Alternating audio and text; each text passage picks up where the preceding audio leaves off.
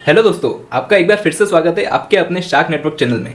आज हम fundamental analysis series को ही कंटिन्यू रखते हुए कैश फ्लो स्टेटमेंट क्या होता है वो समझेंगे। ये एक फाइनेंशियल स्टेटमेंट का ही पार्ट है जिसका हमने प्रॉफिट एंड लॉस स्टेटमेंट और बैलेंस शीट ऑलरेडी आपको एक वीडियो में समझा चुके हैं। अगर आपने वो वीडियो अभी तक नहीं देखी है तो उससे जाकर जरूर चेकआउट कीजिए।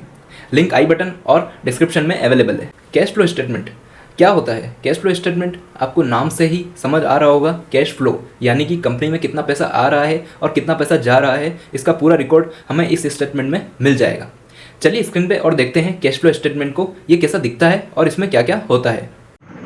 यहाँ पे हम मनी कंट्रोल की ऐप में आते हैं और इंडाइसेस में आते हैं। इसमें हम निफ्टी 50 कंपनी में से एक कंपनी लेते हैं, जैसे कि भारती एयरटेल। यहाँ पर नीचे आके फाइनेंशियल्स में जाएंगे और जैसे हमने प्रॉफिट एंड लॉस देखा था वैसे ही हम इसे भी देखेंगे स्टैंड अलोन में क्लिक करके, और एनुअली ही देखेंगे इसे भी। फिर यहाँ पे कैश फ्लो पे क्लिक करेंगे तब आपको कैश फ्लो दिख जाएगा।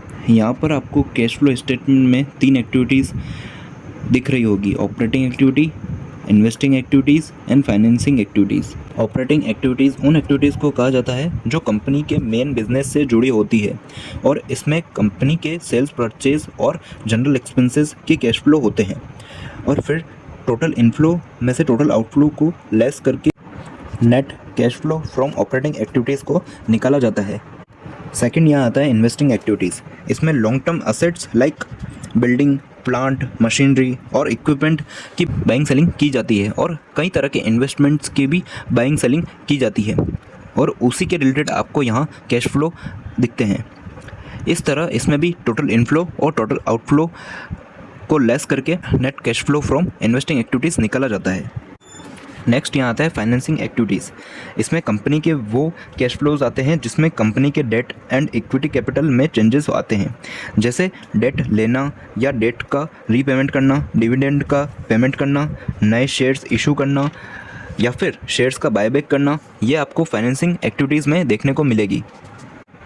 इन तीनों से जो नेट कैश निकल कर आता है वही आपका नेट कैश फ्लो होता है, और आइडियली मार्केट में माना जाता है कि कैश फ्लो पॉजिटिव ही होना चाहिए। दोस्तों, कई बार ऐसा होता है कि अच्छी कंपनीज अपने कैश फ्लो को ठीक से मैनेज नहीं कर पाती है, जिस वजह से वे लगातार प्रॉफिट बनाने के बाद भी कंपनी मुश्किल में आ जाती है।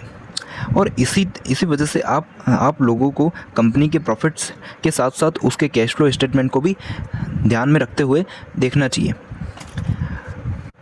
और दोस्तों, कैश फ्लो स्टेटमेंट में सबसे इंपॉर्टेंट पार्ट होता है ऑपरेटिंग एक्टिविटीज़।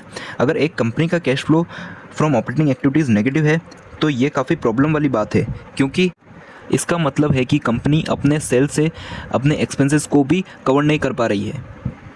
जैसे कि आपको स्क्रीन पर दिखेगा कि मैं ज़ोमैटो को खोलता हूँ और यहाँ पे आप फाइनेंशियल्स में देखेंगे, यहाँ पे ऑपरेटिंग एक्टिविटीज़ मार्च 2022 में नेगेटिव आ रहा है, और ये लगातार ही नेगेटिव आ रहा है। मतलब कि इनकी सेल्स से भी ये इनके एक्सपेंसेस कवर नहीं कर पा रहे हैं। और इसी तरह अगर ये पॉजिटिव है तो कंपनीज़ के लिए अच्छा माना जाता है। तो इसके साथ हमने सीखा कि फाइनेंशियल स्टेटमेंट्स को कैसे रीड करते हैं और एक बेसिक लेवल ऑफ एनालिसिस भी सीखा। अगर आपको ये वीडियो अच्छा लगा हो तो इसे लाइक ज़रूर कीजिएगा, और अगर आपको कोई डाउट्स हो या क्वेश्चंस हो तो कमेंट सेक्शन में हमें ज़रूर पूछिएगा। See you in next video. Good bye.